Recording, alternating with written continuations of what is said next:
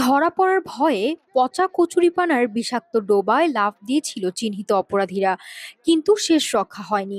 প্রায় 3 ঘন্টার এক শ্বাসরুদ্ধকর যৌথ অভিযানে ফায়ার সার্ভিস ও স্থানীয় যুবকদের সাথে নিয়ে ডোবায় নেমে মুমূর্ষু অবস্থায় তাদের উদ্ধার ও গ্রেপ্তার করেছে পুলিশ।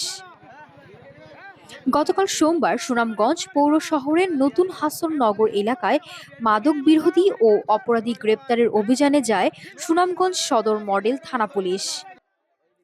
আইন শৃঙ্খলা রক্ষাকারী বাহিনীর উপস্থিতি টের পেয়ে ঘরের পাশের এক পচা কচুরিপানার ডোবায় লাফ দেয় চিহ্নিত ইয়াবা কারবারি ও চোরচক্রের একটি দল। পচা ডোবার বিষাক্ত পানি ও দুর্গন্ধ উপেক্ষা করে বিন্দুমাত্র বিলম্ব না করে সোজা ডোবায় লাফিয়ে পড়েন এএসআই জাকারিয়া।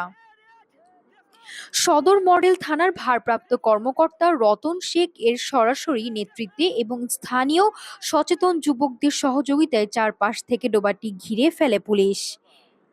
এই অভিযানে আমরা সময় যাই একটা বাসায়, একজন ধরার পর আর দুজন এক বাসায় ছিল, সেখানে আমরা অপারেশন করার পর ওরা টের পায় যে পুলিশ। পরবর্তী জানলার ফাঁক দিয়ে লাভ দেয় যেখানে লাভ দেয় সেখানে একটা পচা কচুরিপানা, পচা নর্দমার ভিতর লাভ দেয় দুইজন।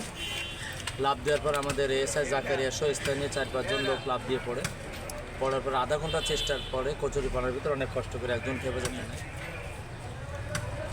আর একজনকে পাচ্ছিলাম না।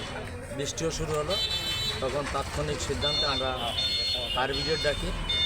তারা এসে টোটাল লাভ দেওয়ার 3 ঘন্টা পর আমরা ফায়ার ব্রিগেডের সহায়তায় এবং স্থানীয় লোকও তারা ছিল, তাদের সহায়তায় আপাতত যে নিখোঁজ ছিল তাকে আমরা বের করতে নিয়েছি। সে অসুস্থ হওয়ায় যেহেতু 3 ঘন্টা পানির তলে ছিল, আমরা হাসপাতালে ভর্তি করছি। দীর্ঘ 3 ঘন্টার টানা অনুসন্ধানের পর ফায়ার সার্ভিসের সহায়তায় ডোবা থেকে মুমূর্ষু অবস্থায় আসামিদের উদ্ধার করে সুনামগঞ্জ সদর হাসপাতালে ভর্তি করা হয়েছে। মাদক ও অপরাধ মুক্ত সমাজ গঠনে পুলিশ ও সাধারণ জনগণের এমন যৌথ সাহসিকতাকে সাধুবাদ জানিয়েছে স্থানীয় এলাকাবাসী। সুনামগঞ্জ থেকে ইমরান খানের তথ্যচিত্রে নাফিসা সামিয়া, ঢাকা টুডে।